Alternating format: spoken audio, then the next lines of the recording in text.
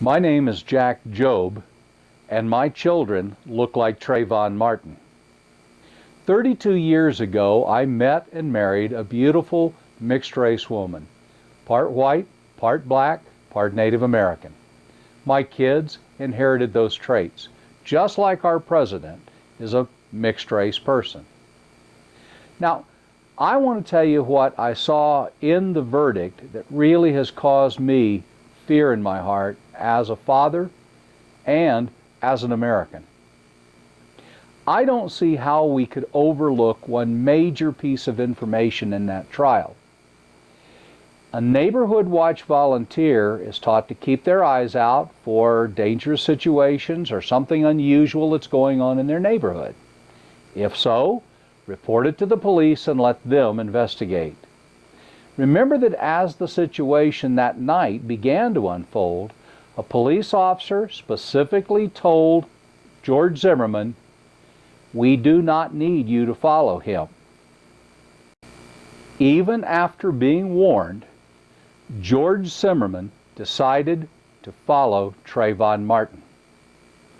At that moment, this can no longer be called self-defense, because self-defense would have been to remain in his vehicle as he had been told and not go after that young man.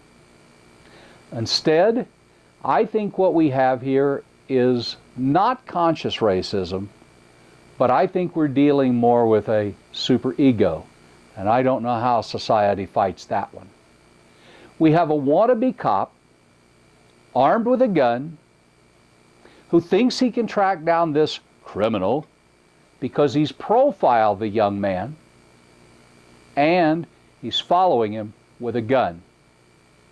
That doesn't sound like self-defense to me. And if I were going to profile somebody in a situation like that, we were looking for burglars in that neighborhood.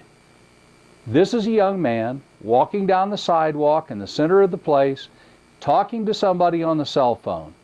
Not exactly my description of the profile of a burglar who tend to remain in the shadows.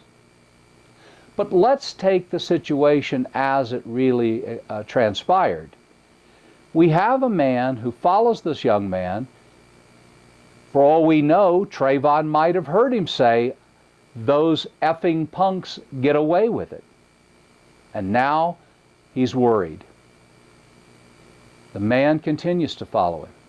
Somewhere in this situation where we lack the details, Trayvon Martin must have become terrified enough that he attacked George Zimmerman. Now, if you follow that logic, Trayvon Martin, was the one applying the stand your ground law. George Zimmerman was the aggressor, because if it was self-defense, he would have been back in that car, which is a much more defensible position than confronting a young man in the dark.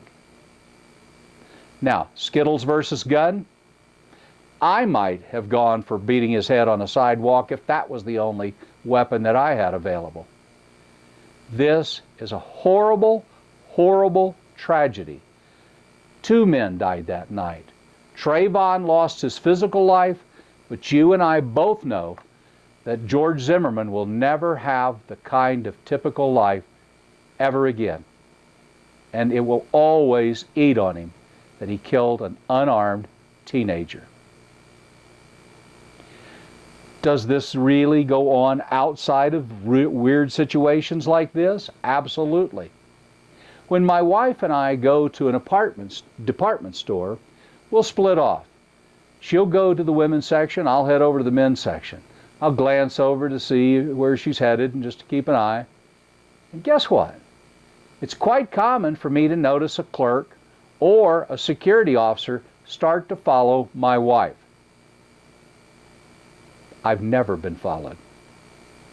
Now, that is racism. But is it racism at the really conscious level? Or are we just more worried because blacks might be criminals in the back of our mind? That's what society is up against. About 3 years ago, I was actually forced to resign from Kaplan Professional Schools for being a racist. Against my own wife. That's right. One night in a class, I referred to my wife, Jackie, as my dark secret. She's called me her white knight, my dark secret.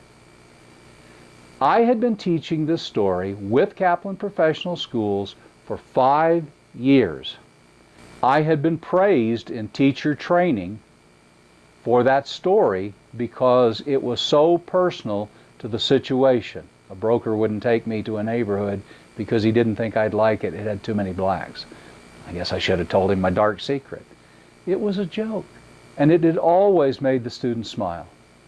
But some corporate executive, without bothering to do an investigation, sent me a confession to sign that acknowledged that I was a racist, that I would have to go on permanent probation, and I would have to get counseling for my condition.